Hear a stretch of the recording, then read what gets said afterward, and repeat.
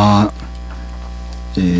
우리가 모두 다 신앙생활을 하는데 이 순수하고 이 건전한 신앙을 하나님께서 기뻐하시리라고 믿습니다.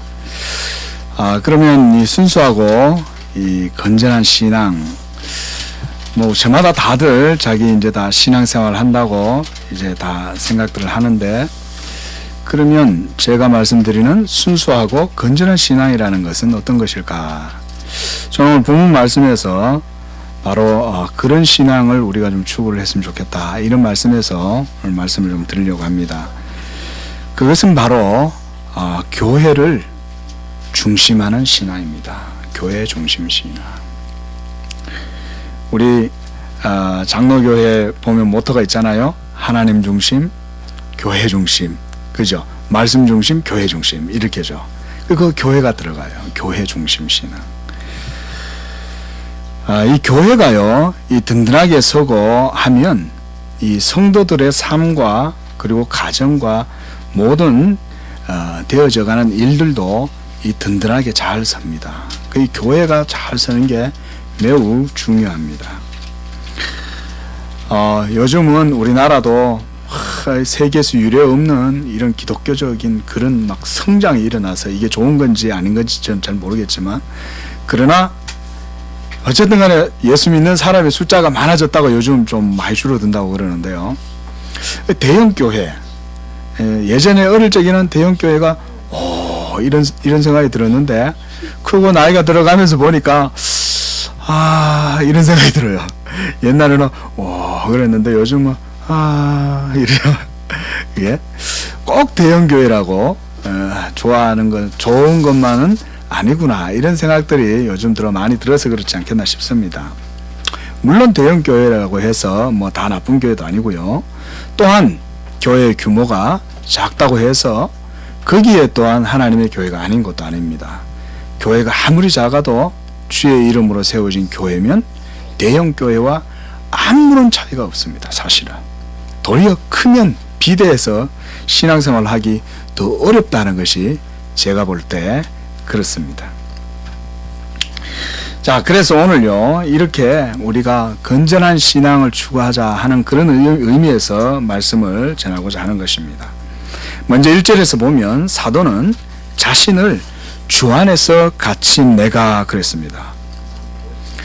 여러분, 주 안에서 갇힌다는 것, 이 갇힌다는 말이 우리가 세상에서 생각해 보면 이게 참 결국 좋은 의미라고 할 수가 없겠죠. 갇힌다. 자신의 자유와 권리가 박탈당하고 속박당하고 억압당하고 이런 상태면 누구라도 그것을 좋게 여기지 않을 것입니다만은, 그러나 사도는 자기 자신의 그런 모습을 주 안에서 갇혔다라고 말씀합니다. 그런데 이것이 바로 이 기독교 신앙의 사실의 역설적인 그런 모습이에요. 역설적이라는 것은 믿지 않는 자들의 이성의 논리로 봤을 때 역설적이라는 거예요. 믿는 자들의 논리로 보면 이것은 사실은 역설적인 것이 아니라 오히려 감사요, 아주 당연한 것입니다. 그런데 믿음이 아닌 이성의 눈과 이성의 생각과 자신의 판단을 가지고 믿는 자들의 삶을 보니 그것이 너무 역설적으로 보인다는 것이죠. 예. 여러분, 우리 그리스도인들에게 있어서 주 안에 갇힌다는 것은 사실은 거기에서부터 신앙의 출발을 의미하는 것입니다. 성경을 보면 가난한 자는 복이 있다. 애통하는 자는, 긍휼히 여기는 자는, 의에 줄이고 목마른 자는 복이 있다. 어떤 분이, 어떤 학자가 그런 말씀을 해요. 이걸 다 얘기하면서 그래요. 자기는 이걸 이해할 수 없다는 거예요. 제가 봤을 때는 아주 훌륭한 분인데 이 기독교에 이런 내용을, 가난한 자가, 배부른 자, 배고픈 자가, 줄이고 목마른 자가 어찌 복이 있냐, 그건 이해할 수 없다. 예수의 가르침이 다 좋지만 이해할 수 없다. 제가 거기에서 이 신앙과 이성의 차이를 많이 봅니다. 여러분, 성경은 내가 죽어야 산다라고 말씀하고, 내가 낮아져야 높임을 받는다고 말씀하고, 그리고 내가 인생을 살아갈 때에 내가 붙들고 내가 주도적인 주체가 되어서 살아갈 때가 아니라 내가 내려놓고 하나님을 의지하고 붙들 때 그때 진정한 삶이 시작된다고 성경은 말합니다. 바로 이러한 의미에서 우리 기독교적 신앙이 바로 역설적이라고 할 수가 있습니다. 그러므로 성도는 그리스도 안에서 이러한 참된 자유를 누리고 살아가는 자들이지만 이제는 사도 바울처럼 우리가 자유자처럼 하지 않고 그리스도의 종으로 살아가는 것이 바로 참된 자유라는 것입니다. 그런데 우리의 육체의 욕망은 달리는 전차와 같습니다. 자신의 존재성을 확인하고 싶은 욕망으로 우리 사람의 욕망이라고 하는 것은 무차별적으로 소유하고 소비시키고 자신에게 주어진 모든 것은 닥치는 대로 소유해서 그냥 다 소멸시켜버리는 거죠. 우리가 민주주의 사회, 우리나라도 이제 민주사회를 이루어가지고 요즘 뭐 대통령 마저 동네 껌 씹듯이 그냥 막 딱딱딱 그냥 다 그러는 그런 시대가 됐는데요. 한편으로 보면 이 민주주의라는 것이 과연 좋기만 할까 이런 생각이 들 때가 많습니다. 민주주의도 우리 기독교인의 입장에서 봤을 때 하나님의 말씀의 기준으로 보면 그 자체도 다 이 타락한 세계의 한 모습에 지나지 않기 때문일 것입니다. 그런데 우리 그리스도인들이 이런 자유로운 세상 속에 살아가는 가운데에 여러분들에게 주어진 시민의 어떤 법적 권리 이런 것을 자유롭게 누리고 그 안에서 여러분들이 영을 즐기고 때때로 레저도 즐기고 뭐 갖가지 오락과 취미생활도 하고 여러분 혹시 우리 성도님들 중에 그런 것이 여러분들 자유다 이렇게 생각하신다면 여러분 그 생각을 빨리 고치셔야 됩니다. 반드시 그런 생각을 가지고 있으면 그 생각이 좀먹고 여러분들의 삶을 부패시키게 됩니다. 잘 여러분들 안에 그런 세상적이고 육신적인 그런 가치관들이 여러분 속에 은연중에 다 깔려 있다면요, 여러분 그걸 하나님 말씀 앞에서 싹 부단히 말씀으로 그걸 긁어내야 돼요. 그게 남아있는 한 반드시 그것이 여러분들에게 반드시 저번에 설교했던 것처럼 누룩과 같이 영향을 미칩니다. 자녀들한테까지 가요. 여러분들의 정서와 여러분들의 자녀의 모든 삶의 역사까지 다 영향을 미칩니다. 여러분 신앙생활 하려면 확실하게 하나님의 말씀으로 딱 돌아서십시오. 그래서 철저하게 하나님의 말씀에 입각한 신앙으로 내가 완전하지 못하고 내가 부족함이 많이 있지만 언제나 내 자신을 말씀에 비추어 봐서 말씀에 가까운 사람이 되도록 여러분 그렇게 노력해야 됩니다. 저는 저희 집사람한테 가끔 그런 얘기합니다. 세상을 볼 때 성경하고 비슷하게 보이는 게 있고 내가 봤을 때 인간적으로 더 좋아 보이고 사람들이 더 좋아하는 것이 있어. 그러면 둘 중에 어느 것이 더 나을까? 여러분들은 어떨까요?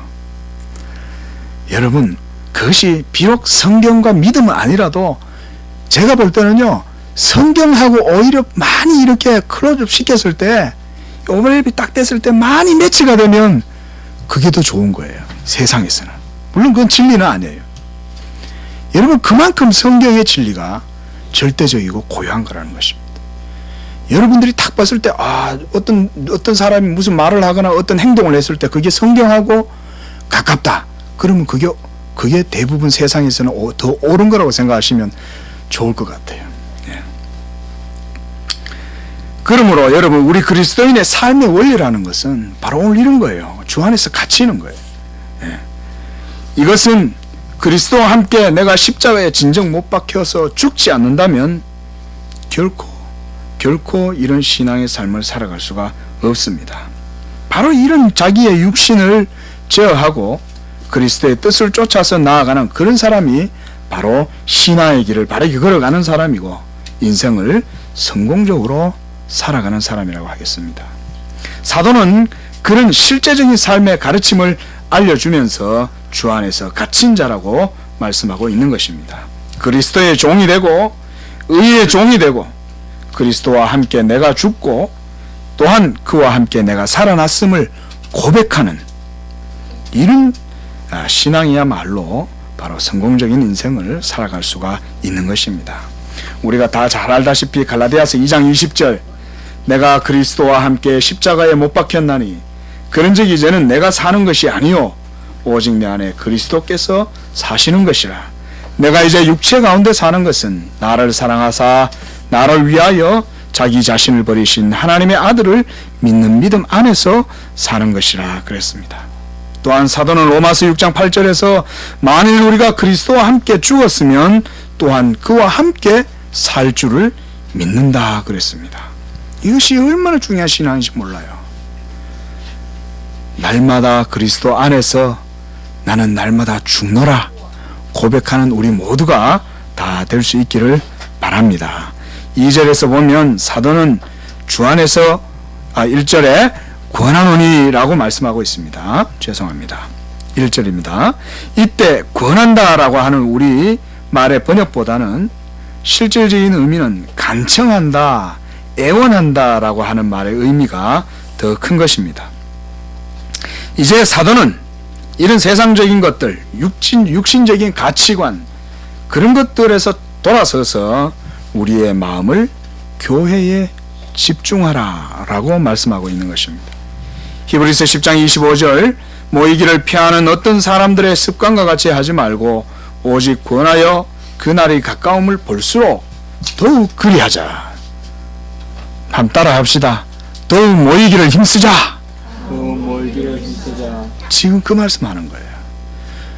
모임을 패하지 말라는 것입니다.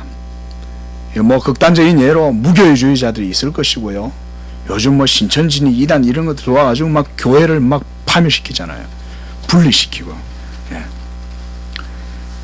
사도행전 2장 46절에도 보면 초대교회 성도들은 날마다 마음을 같이해서 성전에 모이기를 힘쓰고 집에서 떡을 떼고 기쁨과 순전한 마음으로 음식을 먹고 나누었다 그랬습니다. 기쁨과 순전한 마음으로. 예.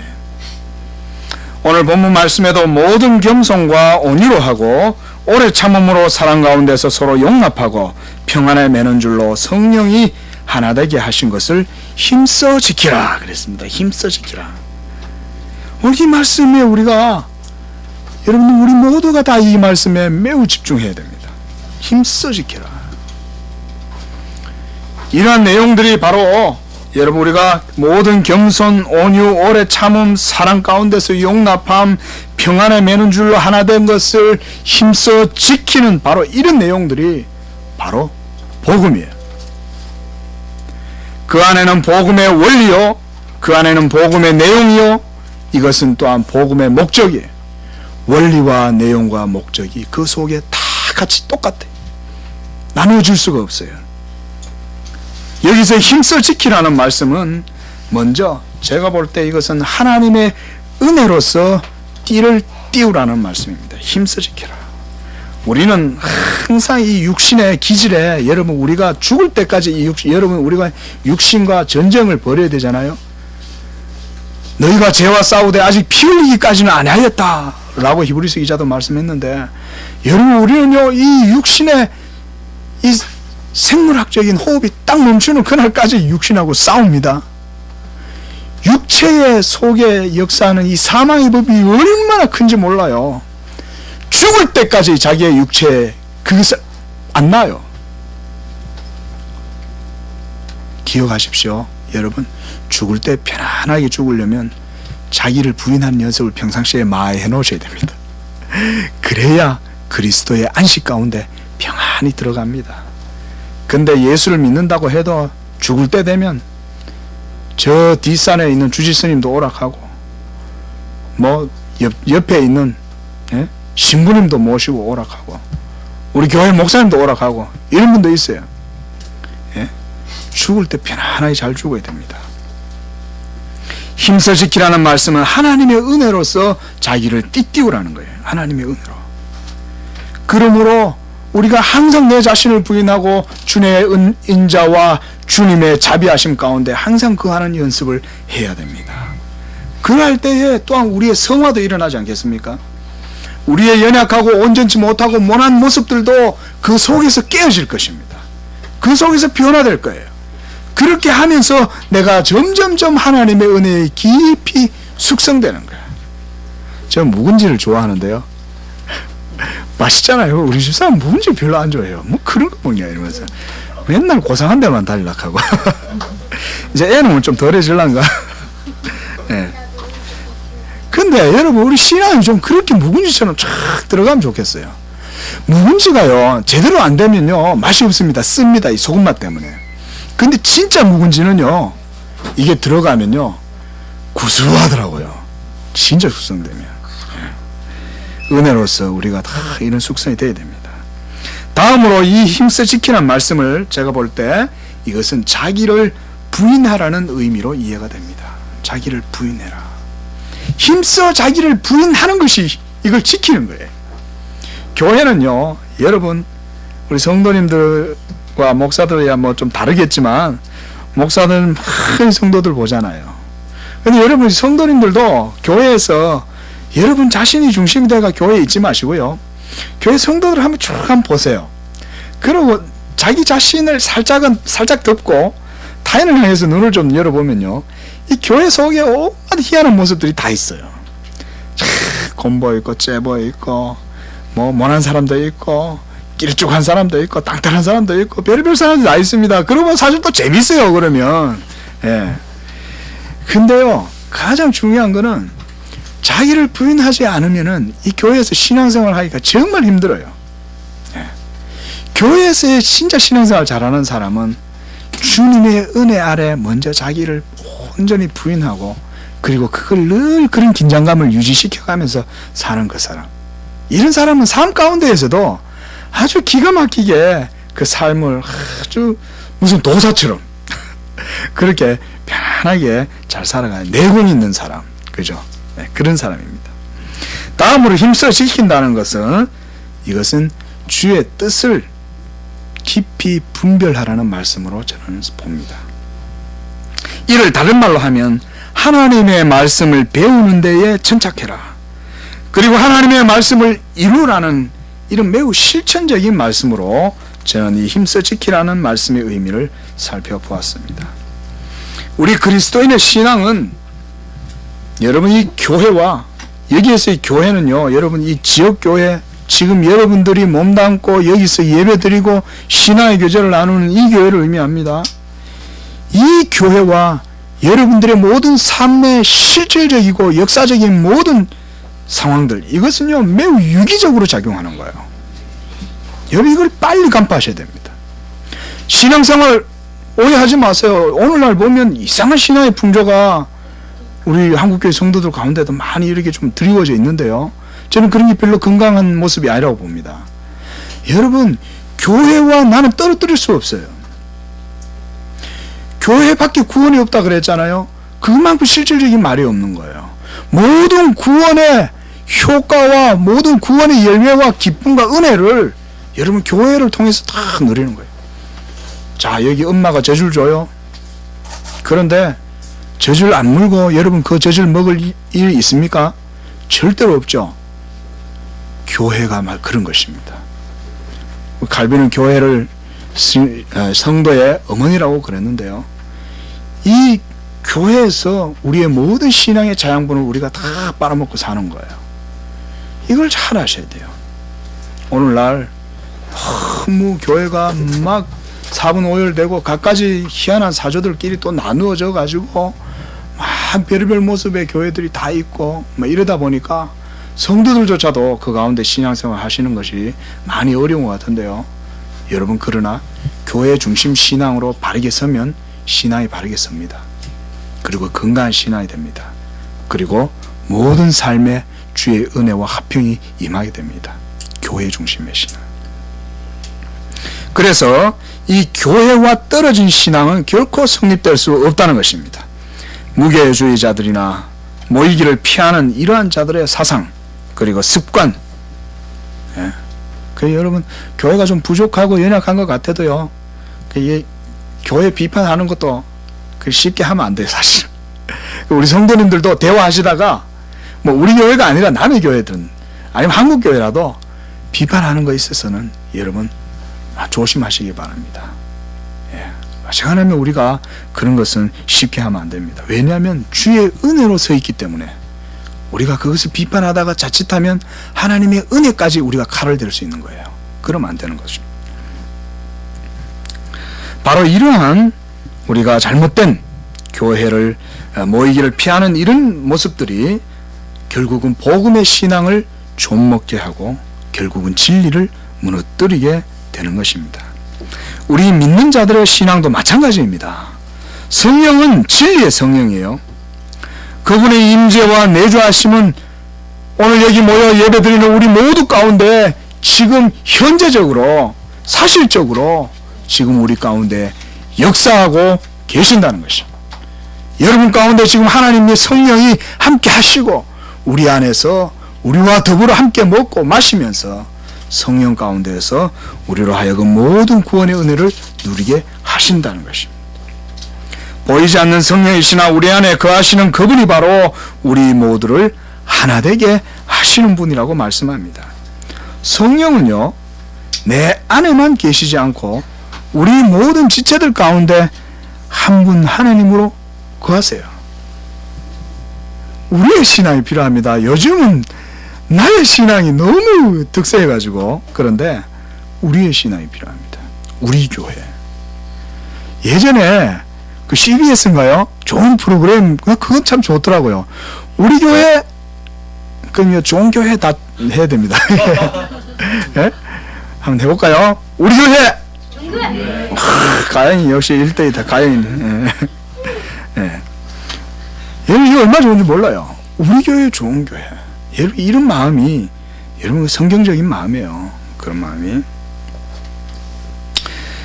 성령 하나님께서는 우리 모두를 하나의 성전으로 삼아서 우리 가운데 지금 거하시고 계시는 것입니다. 이것이 바로 성령께서 우리 모두를 그 안에서 하나 되게 하신 거예요. 우리가 이제는 성령 안에서 하나가 되었으므로 우리가 이 신앙의 길을 함께 나아가는 거예요. 함께.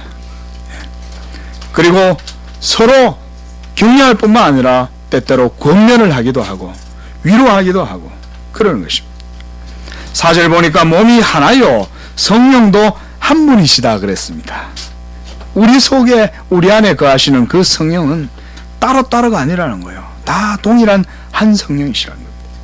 여기서 몸은 바로 그리스도의 성전된 우리의 모든 성도들의 유기체적인 공동체를 의미하는 것입니다. 여러분의 가정에서도 누구 한 사람이 아프다고 하면 온 가족이 아프지 않는 사람이 없죠. 저도 부모님들 두 분 다 병으로 먼저 여의었는데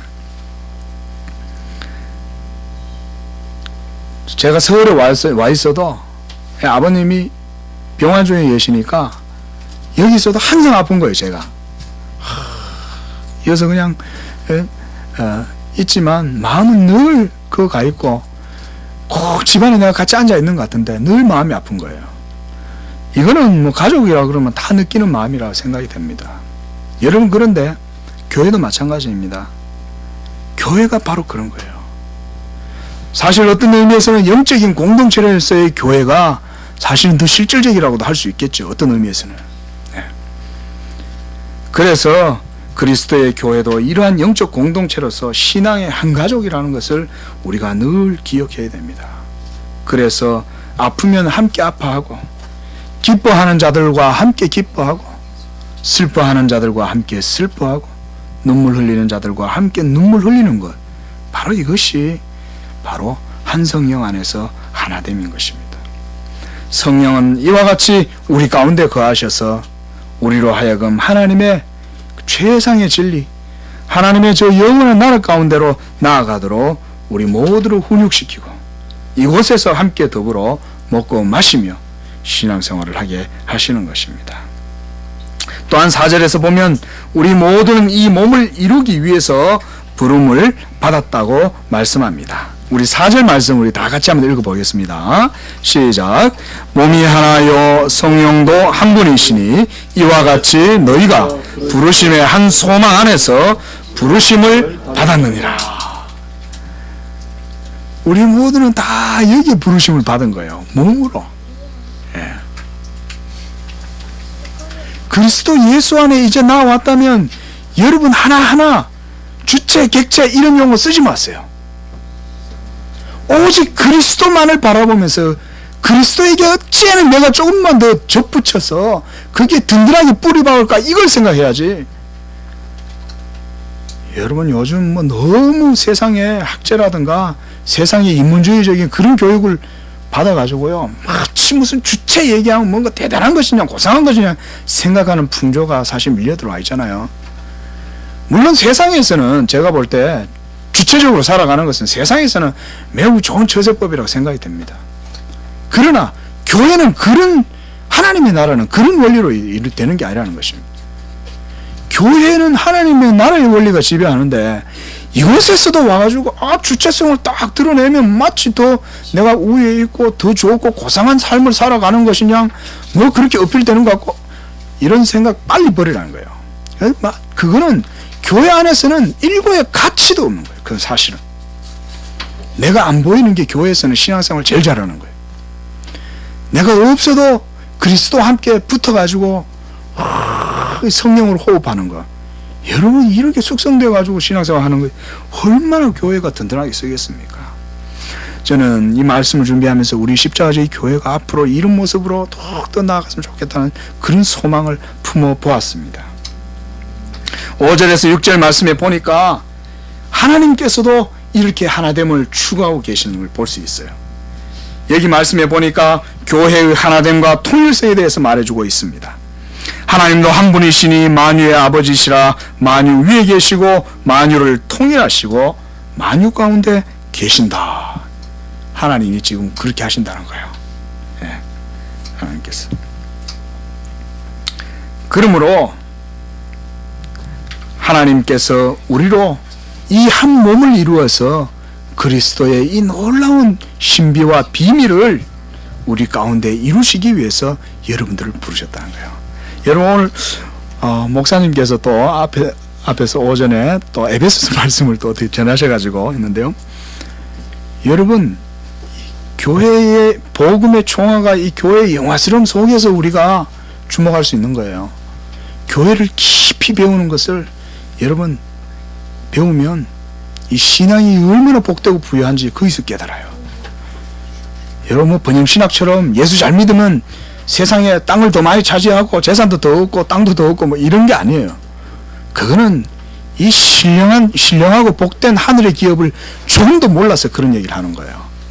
그러나 하나님의 말씀을 바르게 추구한 사람들은 교회 가운데 성도의 기업의 영광의 풍성함이 얼마나 큰지를 교회 안에서 발견하는 거예요.